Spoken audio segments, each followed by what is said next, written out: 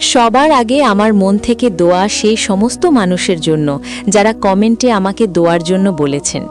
আমি আপনাদের সকলের কমেন্টকে খুব মনোযোগ দিয়ে পড়ি, কিন্তু কখনো কখনো সময়ের ব্যবধানে আপনাদের কমেন্টের জবাব দিতে পারি না। কিন্তু বিশ্বাস করুন, আপনাদের কোনো কমেন্টেই আমি না দেখা করিনি। প্রত্যেকটা কমেন্টে লাইক, লাভ, রিয়্যাক্ট অবশ্যই দিই। যে কমেন্ট করে সেও আমার দোয়াতে শামিল রয়েছে, আর যে চুপচাপ থাকে সেও আমার দোয়াতে শামিল রয়েছে। আমার মনে সেই সমস্ত মানুষের জন্য দোয়া যে কোনো দুঃখে, কষ্টে এবং বড় পরীক্ষায় পার করছে। আজ আমরা সকলে মিলে আল্লাহর কাছে দোয়া করব।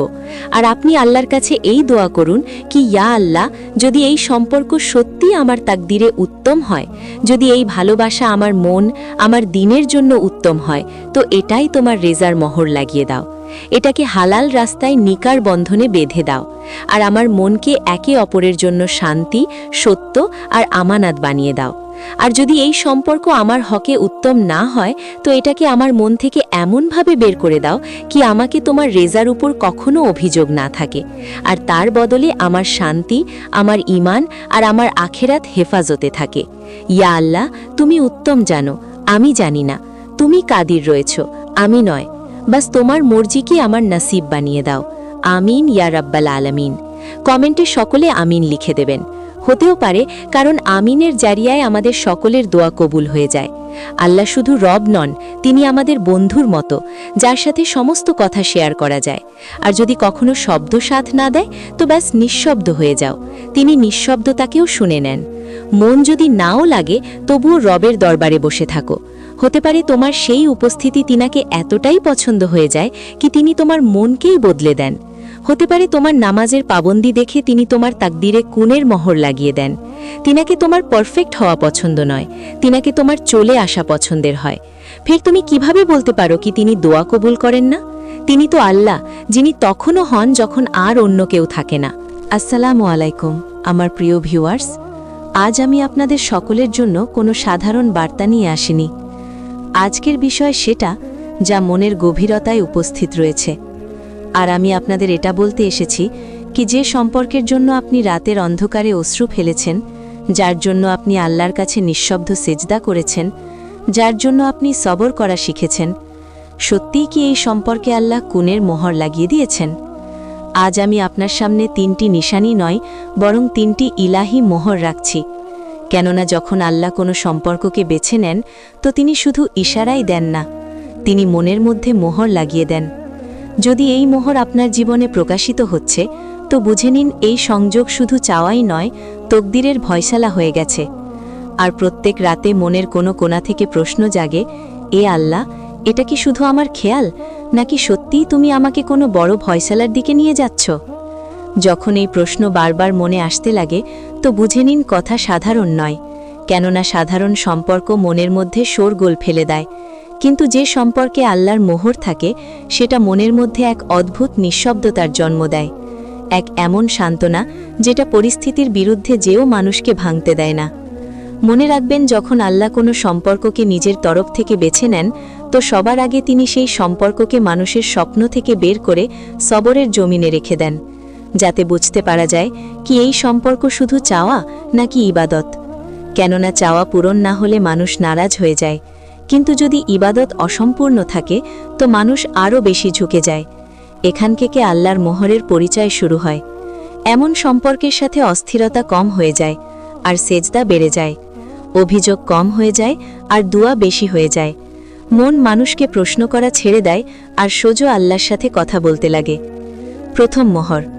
যখন আল্লাহ কোনো সম্পর্কে প্রথম মোহর লাগান, তো সবার আগে আপনার মনের অস্থিরতাকে নিঃশব্দ করে দেন। এই অস্থিরতা যা সবসময় ছিল, কবে হবে, কি হবে, আমার আছে কিনা, ধীরে ধীরে শেষ হয়ে যায়। আপনি এখনও দোয়া করেছেন, এখনও সেই মানুষকে মনে করেন, কিন্তু এখন আর খেয়ালে অস্থিরতা নেই। এমন মনে হয় যেন মন বলছে, আমি এই মামলা এখন নিজে সামলাইনি, আমি এটা আল্লাহর কাছে সমর্পণ করে দিয়েছি। হযরত আলী বলেছেন, যে মামলাকে আল্লাহর কাছে সমর্পণ করে দেওয়া হয়, সেটা কখনো যাইয়া হয় না। এই প্রথম মোহর এই কথার দলিল হয় কি আল্লাহ আপনার মন থেকে জিদ বের করে এখানে রেজা দিয়ে দিয়েছেন।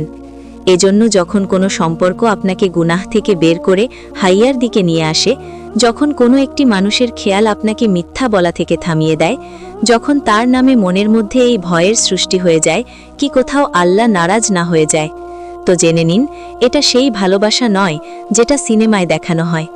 এটা সেই আমানত হয় যেটাকে আল্লাহ মনের মধ্যে দিয়ে দেন, তারপর সেটার হেফাজত নিজে করেন, তাতে বাইরের পরিস্থিতি যতই উল্টা নজরে আসুক না কেন। আল্লাহর তরিকা এটা নয় কি তিনি তিনার বেছে নেওয়া ভালোবাসাকে সহজ বানিয়ে দেন, বরং তিনার তরিকা এটা কি সেটাকে এতটাই পবিত্র বানিয়ে দেবেন তুই যখন সেটা একসাথে হবে তো দুটি শরীর নয় বরং দুটি রূহ নিকার বন্ধনে বাঁধা হবে। এটাই প্রথম মোহর। তারপর মানুষ ভাবে কি যদি নিয়ত পরিষ্কার হয় তো রাস্তা সোজা কেন হবে না, যদি ভালোবাসা পবিত্র হয় তো বাধা এত কেন, যদি মন সত্য হয় তো অপেক্ষা এত লম্বা কেন। এটাই সর্বদা মানুষ হার মেনে যায়, কেননা তাকে মনে হয় কি দেরির মনে না। কিন্তু না, যখন আল্লাহ কোনো সম্পর্কে নিজের দ্বিতীয় মোহর লাগান, 2 নম্বর মোহর, দুয়া চাওয়ার আন্দাজ বদলে যাওয়া। যখন দ্বিতীয় মোহর লাগে তা দুয়ার আন্দাজ বদলে যায়। এখন আপনি বলেন কি ইয়া আল্লাহ, বাস তাকেই দিয়ে দাও। এখন আপনি বলেন কি ইয়া আল্লাহ, যে আমার হকে উত্তম তাকেই দান করো। এটা অনেক বড় তফাত। রসুলুল্লাহ সাল্লাল্লাহু আলাইহি ওয়াসাল্লাম বলেছেন, আল্লাহ বান্দাকে সেরকমই দেন যেরকম বান্দা ভবের থেকে আশা করে। হাদিসে আছে, যখন আপনার দুয়ায় জিদ কম হয়ে যায় আর সান্ত্বনা চলে আসে তো বুঝে নিন এটা আল্লাহর দ্বিতীয় মোহর। এখন আপনি আর আল্লাহকে পরীক্ষা করেন না, আপনি আল্লাহর ফয়সালায় রাজি থাকেন। 3 নম্বর মোহর, নিজেকে মজবুত করার নিঃশব্দ সফর। যখন তৃতীয় মোহর লাগে তা আপনার ভেতর এক নিঃশব্দ ইনকেলাব আসে। এখন আপনি এটা আর ভাবেন না কি সে আমাকে কবে মিলবে, বরং আপনি ভাবেন কি আমি তার উপযুক্ত আছি কিনা।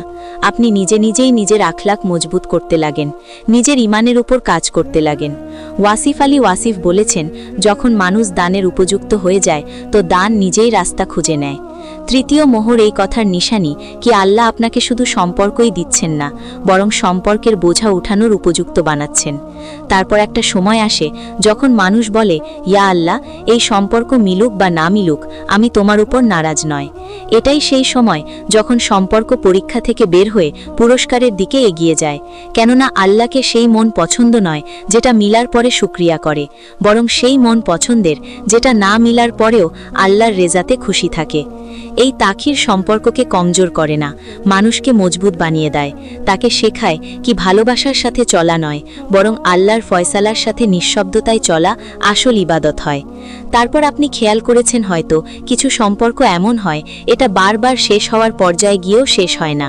সবার মনে হয় এবার সব শেষ, তারপর কোনো না কোনো ডোর মনকে আবার ফিরিয়ে নিয়ে আসে। সকল দুয়ার শেষ শব্দ সেই নামে এসে থমকে যায়। সকল সেজদায় তার খেয়াল চলে আসে। দিমাগ বলে ছেড়ে দাও, মন বলে সবর করো। এটাই সবচেয়ে বড় রাজ হয়, কেননা যখন আল্লাহ কোনো সম্পর্কে তৃতীয় মোহর লাগান তো তিনি সেই সম্পর্ককে জিদ থেকে বের করে রুহের প্রয়োজন বানিয়ে দেয়।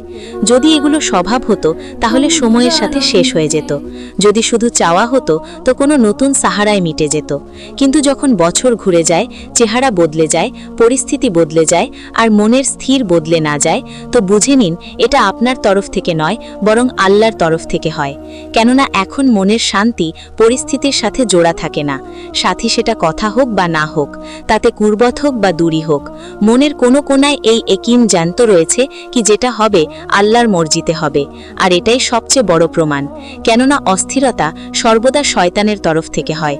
যদি আপনার জীবনে মনে শান্তি চলে এসেছে, রাতে মনোযোগ চলে এসেছে, নিজেকে উত্তম বানানোর আবেগ জেগে গেছে, জেনে নিন এই অপেক্ষা খালি নয়, আল্লাহর মানসুবাবন্দি হয়। যে সম্পর্ক আল্লাহর মোহরে বাঁধা হয় সেটা না দেরিতে হয় না সময়ের আগে আছে, একদম সেই সময় যখন মন, রূহ আর তাকদীর তিনটিই প্রস্তুত হয়। যদি আপনাকে আমার এই ভিডিও ভালো লেগে থাকে, লাইক, কমেন্ট, শেয়ার, চ্যানেলে নতুন হলে চ্যানেলটিকে সাবস্ক্রাইব করে পাশে থাকবেন। খোদা হাফিজ।